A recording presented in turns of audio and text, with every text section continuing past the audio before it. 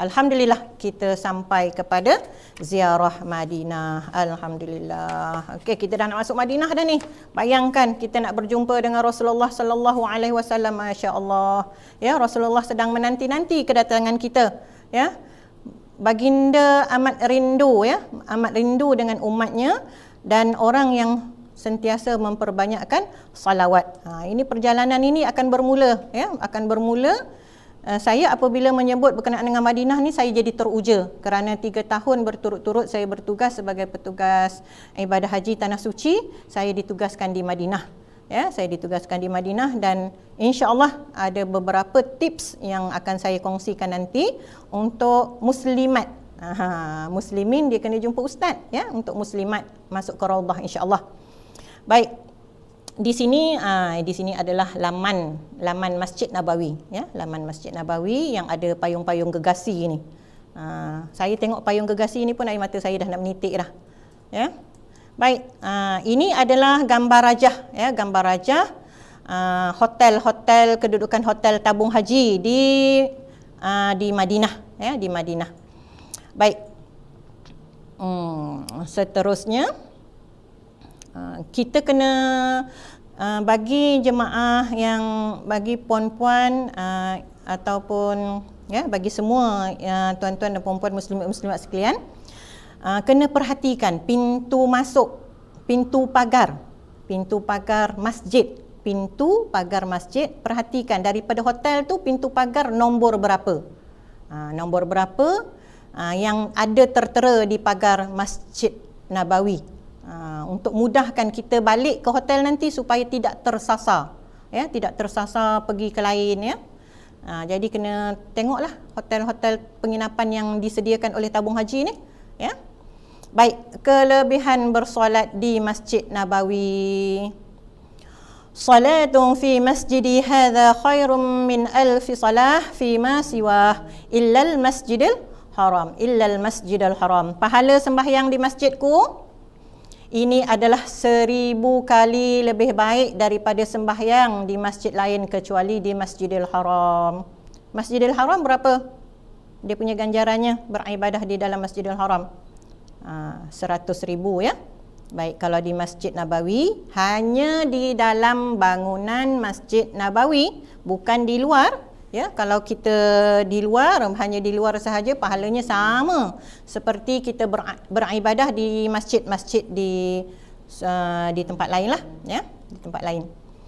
Baik, jumhur ulama berpendapat semua bangunan tambahan selepas zaman Rasulullah sallallahu alaihi wasallam termasuk dalam masjidku ini bermakna sesiapa yang bersolat di mana bahagian tersebut tetap akan mendapat ganjaran pahala 1000 kali ganda.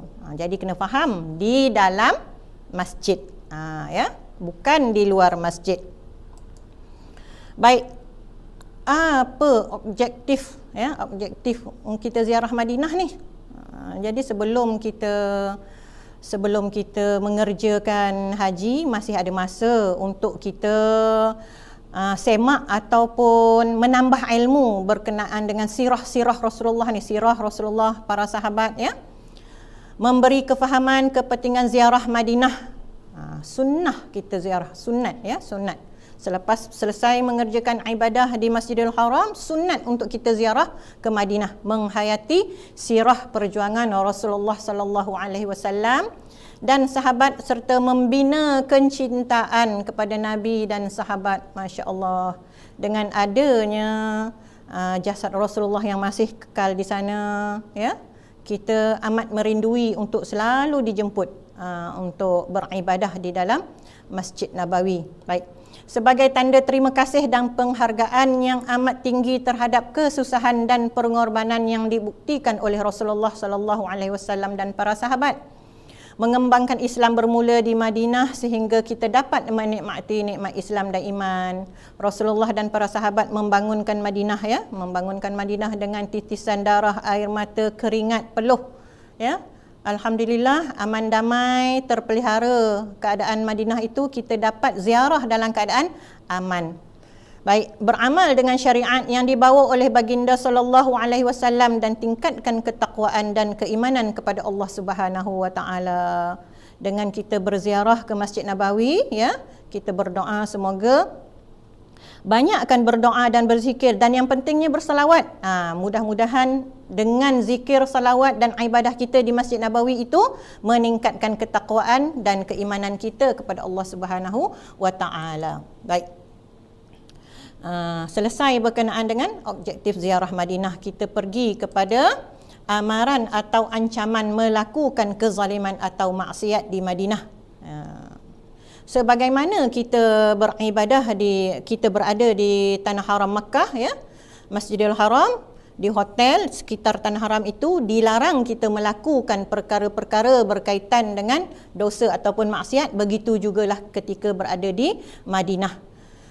Hadis Rasulullah sallallahu alaihi wasallam an Ali bin Abi Talib, ya, radhiyallahu anhu, qala an-nabi sallallahu alaihi wasallam, al-Madinatu haramun ma baina 'airil ila thawr, faman ahdatha fiha hadatha aw awa muhdisa fa alaihi la'natullahi wal malaikati wan nasi ajma'in la yuqabalu minhu yawmal qiyamah sarfun wala adl. Rawahul Bukhari wa Muslim. Madinah adalah tanah haram. Bila sebut tanah haram itu bukan ni sebarang-sebarang. Haram itu maksud dia kita haram melakukan maksiat, haram melakukan dosa, ya. Madinah adalah tanah haram, iaitu tanah suci, letaknya di antara Bukit Air dan Bukit Thur. Sesiapa yang melakukan kezaliman iaitu maksiat atau melindungi orang yang melakukan kezaliman dan maksiat di dalamnya, maka atasnya laknat Allah, malaikat dan manusia seluruhnya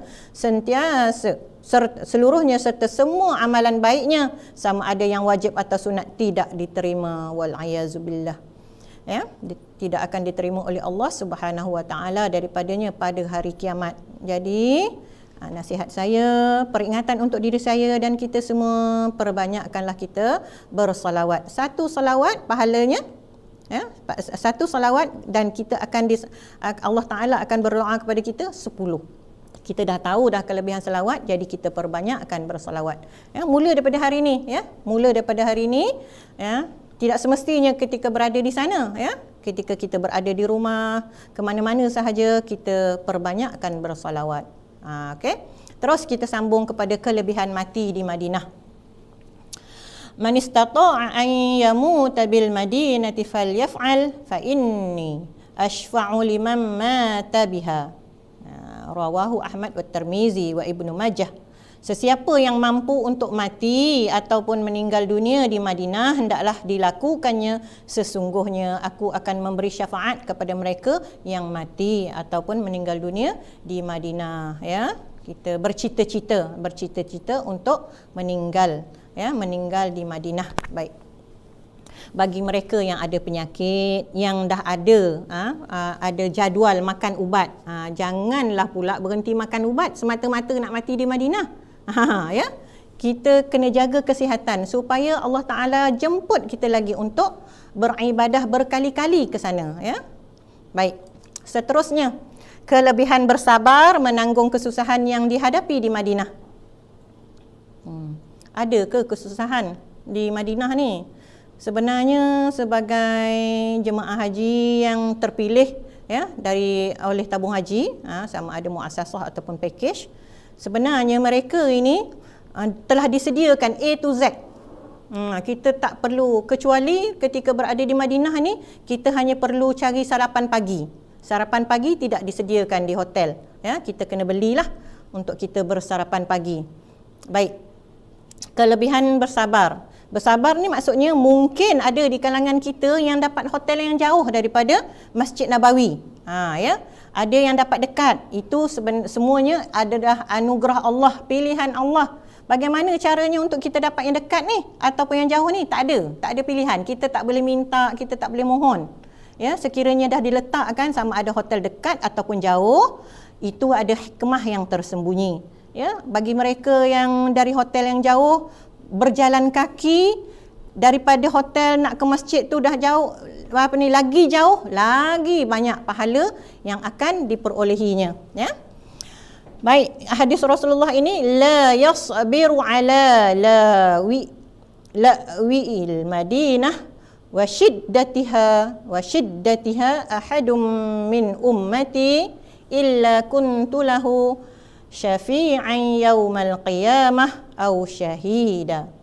Mana-mana individu umatku yang bersabar menanggung kesusahan dan kepayahan di Madinah, akan aku beri syafaat kepadanya pada hari kiamat atau aku menjadi saksi kepadanya. Jadi tuan-tuan dan puan-puan sekalian, muslimin muslimat yang dirahmati Allah, maka kita perbanyakkanlah ya, tingkatkan kesabaran. Di mana-mana ada sahaja ujian yang Allah Taala beri, Allah Taala nak test kita.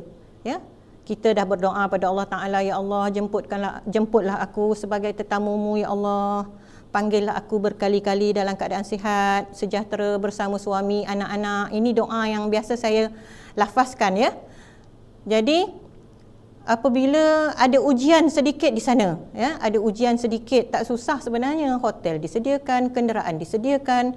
Kalau kita nak melakukan ziarah luar daripada Masjid Nabawi, ada kenderaan juga disediakan. Ada pembimbing, muzawwir yang akan memberikan ta'limat ataupun maklumat berkenaan dengan ziarah sekitar Masjid Nabawi dan di sekitar-sekitar Madinah lah, ya.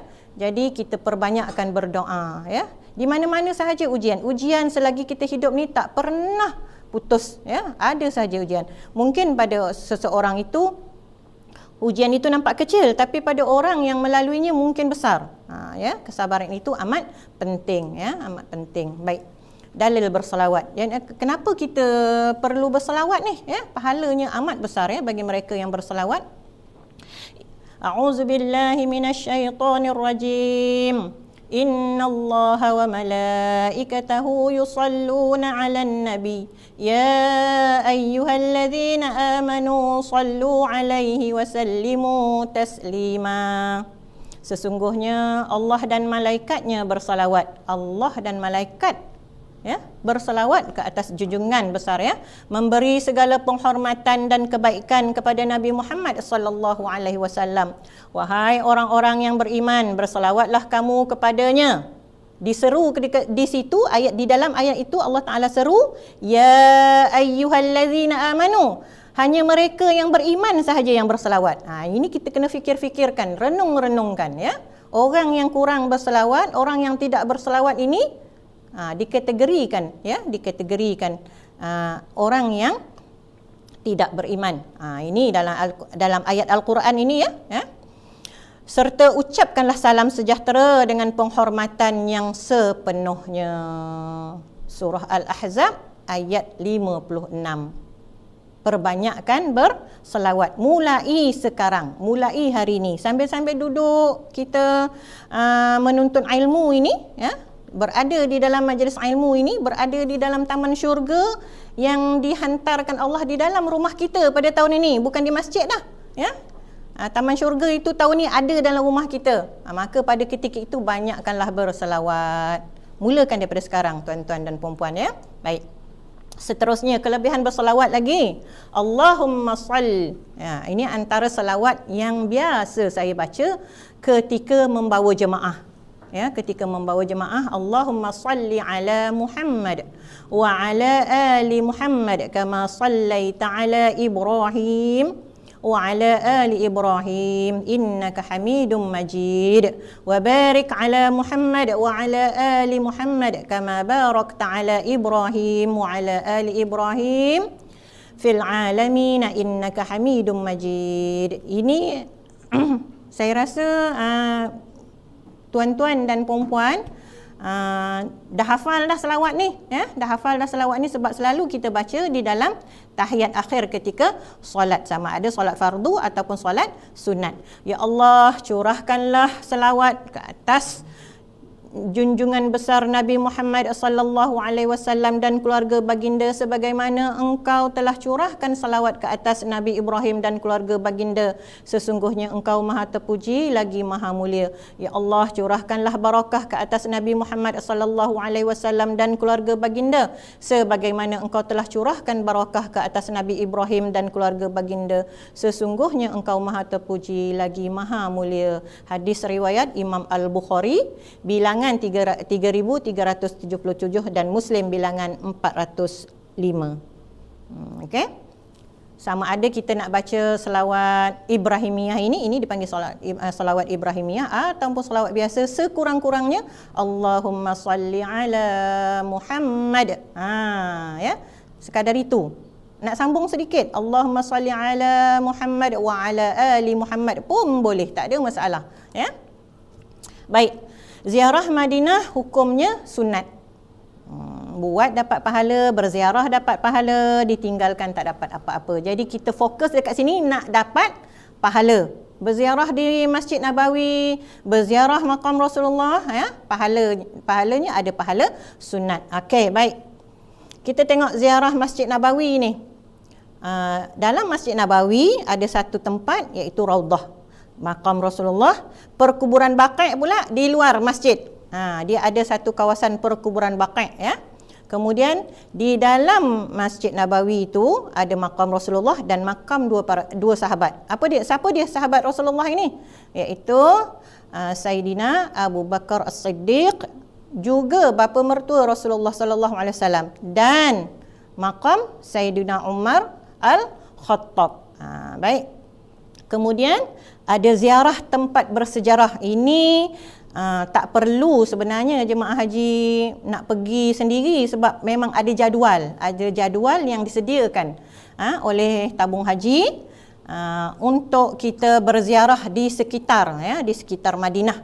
Iaitu antara tempat yang akan dibawa ialah Masjid Quba, ya, Masjid Qiblatain, Syuhada Uhud, Masjid 7, ya, masjid tempat Syuhada Uhud gugur, ya, Masjid 7 ataupun Sabah, Masjid Sabah, iaitu, dan masjid-masjid yang lain. Okey, kelebihan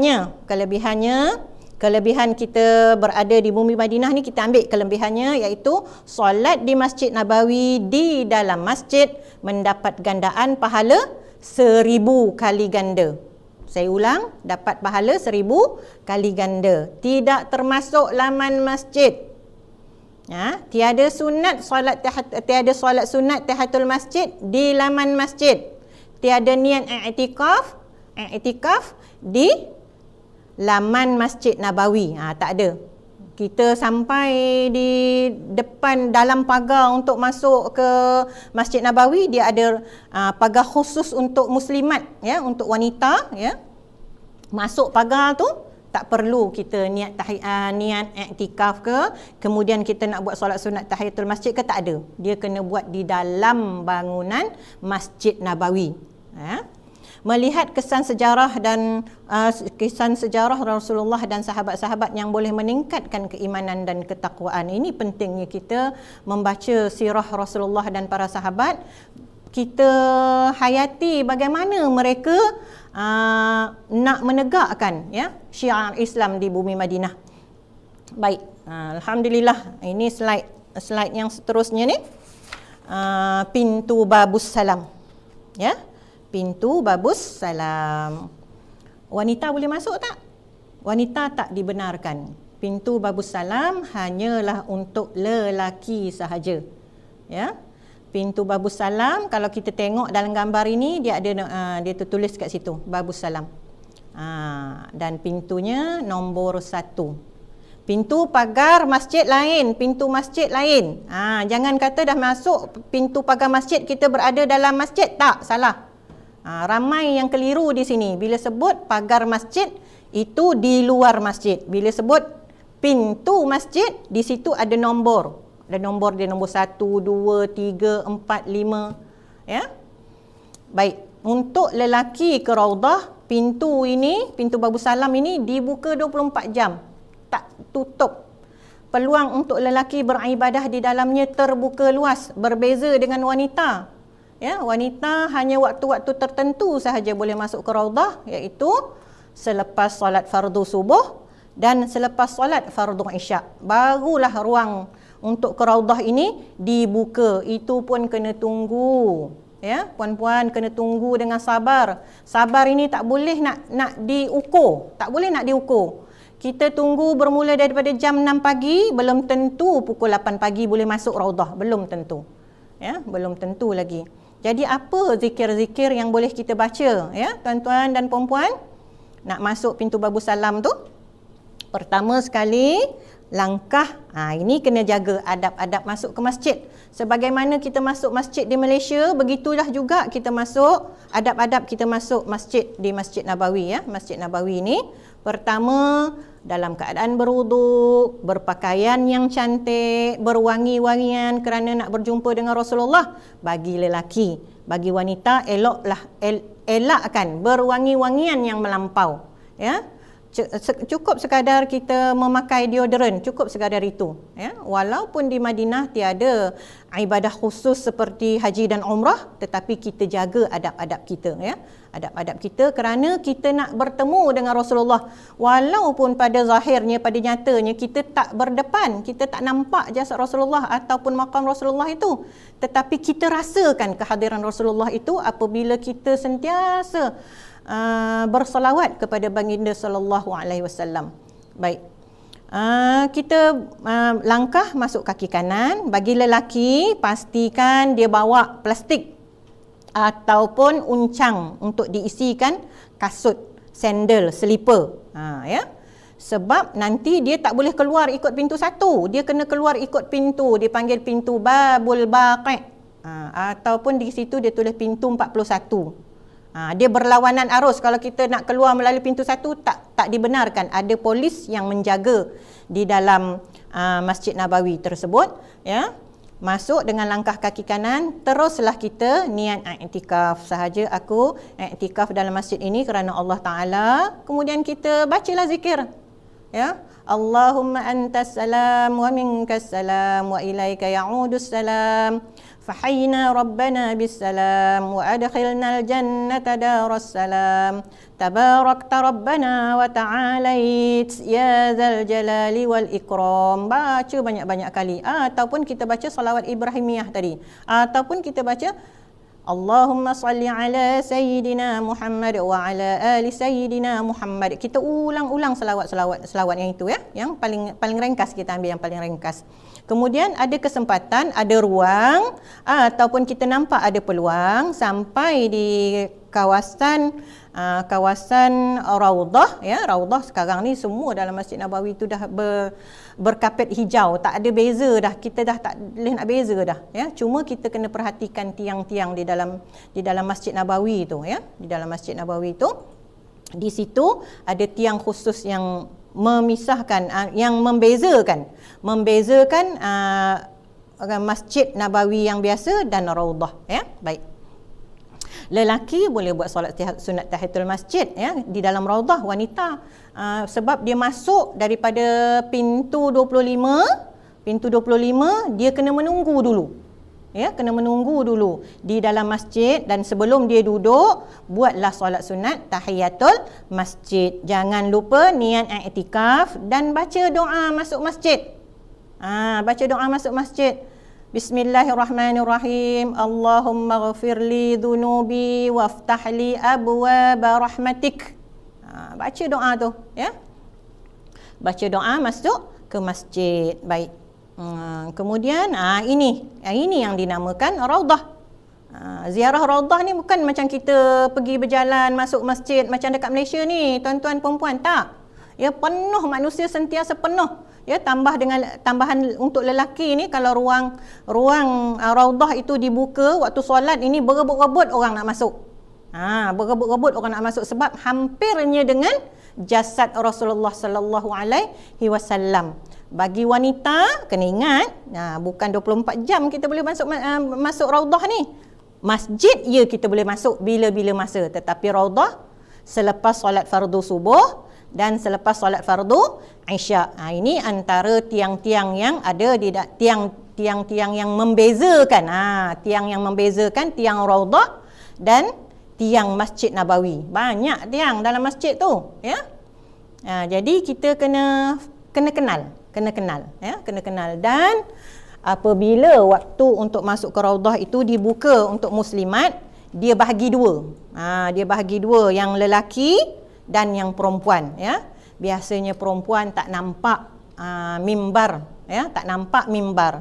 dan kita tak lalu pun dekat maqam Rasulullah sallallahu alaihi wasallam, kita nampak daripada jauh juruji berwarna hijau, sekiranya tak tukar lagi lah cat tu.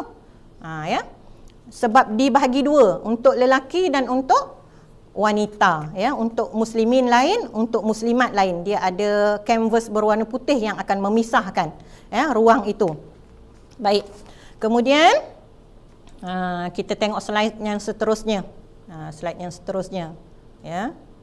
Baik. Ini adalah maqam Rasulullah, kemudian diikuti Sayyidina Abu Bakar As-Siddiq, kemudian diikuti Sayyidina Umar Al-Khattab. Ya. Biasanya ruangan ini, minta maaf ya tuan puan-puan, kita tak masuk ruangan ni sebenarnya. Tak masuk ruangan ni. Ya. Ruangan kita dekat tempat azan ni. Dekat tempat azan ini dan sebahagian ini. Ya, sebahagian tempat azan ini, tempat azan untuk azan muazzin, ya, untuk diazankan. Yang lain tu semua bahagian lelaki, ya, bahagian lelaki. Kemudian seterusnya untuk pesanan, ya, pesanan mesra, tuan-tuan dan puan-puan boleh perhatikan jadual solat yang tertera pada skrin yang disediakan di dinding-dinding Masjid Nabawi di dalam masjid. Ya, kalau boleh ambil gambar. Ya, ambil gambar dan kita peka dengan waktu solat, ya, dengan waktu solat. Sebab apabila kita ke masjid dah hampir dengan waktu orang azan, kemungkinan besar kita tak boleh masuk dah. Terutama di musim haji. Sebab jemaah memang ramai. Baik, seterusnya ini ziarah makam Rasulullah, ya. Ziarah makam Rasulullah ni bukan kita masuk dalam makam tu, tak. Kita hanya sekadar boleh berada di dalam raudhah tu sahaja, bersolat di situ. Nak berzikir berlama-lama pun tak dibenarkan, kerana ada giliran daripada negara-negara lain, jemaah negara lain yang bersilih ganti nak masuk, yang tak sabar-sabar nak masuk, ya, nak masuk ke raudhah. Baik. Kita tengok kubah hijau ni, ya, kubah hijau ni. Itu di bawah kubah hijau itulah di mana rumah Rasulullah, dan di dalam rumah Rasulullah itu ada bilik, dan di situlah dimakamkan Rasulullah bersama dua orang lagi sahabat, iaitu Sayyidina Abu Bakar As-Siddiq dan Sayyidina Umar Al-Khattab. Seterusnya, jangan tanya saya, ustazah pernah ke ustazah tengok makam Rasulullah ni? Tak pernah. Ini saya tengok dalam gambar lah ni, lalu pun tak pernah, ya. Puan-puan, saya lalu pun tak pernah, walaupun saya bertugas 3 tahun berturut-turut di Madinah 2017, 2018, 2019. Alhamdulillah Allah Ta'ala pilih, tapi saya tak pernah lalu melintas di depan makam Rasulullah pun saya tak pernah, ya, tak pernah. Lelaki, bertuahnya lelaki. Jadi ambillah kesempatan, ambillah peluang untuk beribadah sebanyak-banyaknya di situ. Orang yang berusaha bersungguh-sungguh, dia berazam nak beribadah dekat raudhah, mungkin 5 waktu sehari semalam dia boleh bersolat dalam raudhah. Ya. Baik. Ziarah makam Rasulullah. Ziarah makam Rasulullah sallallahu alaihi wasallam. Masya-Allah. Ziarah kita dah nak berakhir rupanya.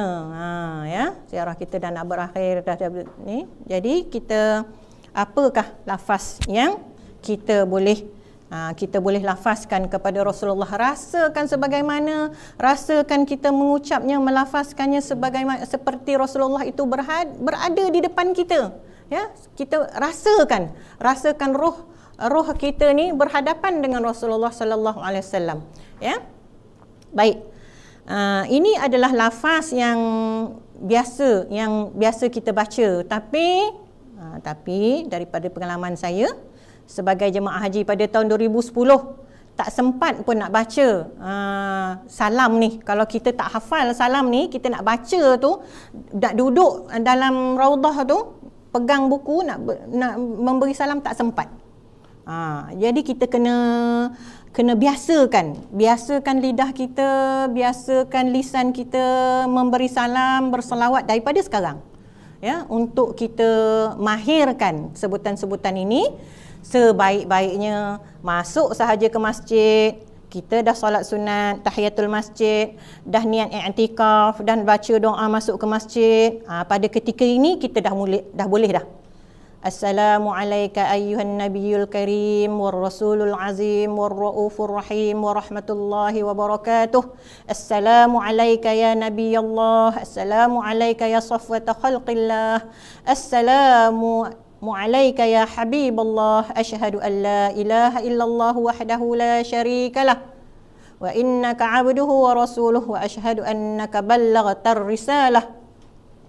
Wa addaital amanah wa nasahtal ummah wa jahadta fi sabilillah fa sallallahu alaika salatan daimatan ila yaumiddin.